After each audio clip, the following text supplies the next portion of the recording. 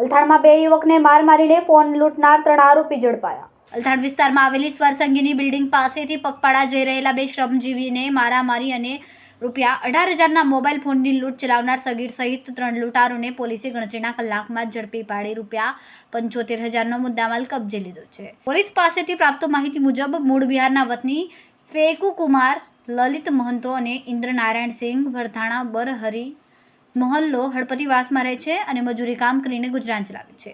શનિવારે રાત્રે સ્વરસંગીની પાસેથી પગપાળા પસાર થતા હતા. દરમિયાન બાઇક પર સવાર થઈને 3 જણા આવ્યા હતા અને બંને મિત્રોને ઊભા રાખીને માર માર્યો હતો.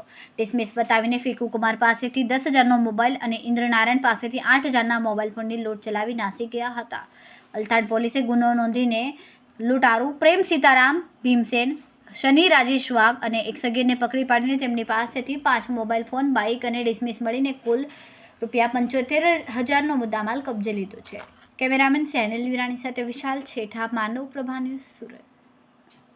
અમારા વિડીયોની નવી અપડેટ મેળવવા માટે સબસ્ક્રાઇબ કરો માનવ પ્રભા ન્યૂઝ ચેનલને. બેલ આઇકન ક્લિક કરો લેટેસ્ટ વિડીયો સૌથી પહેલા મેળવવા માટે.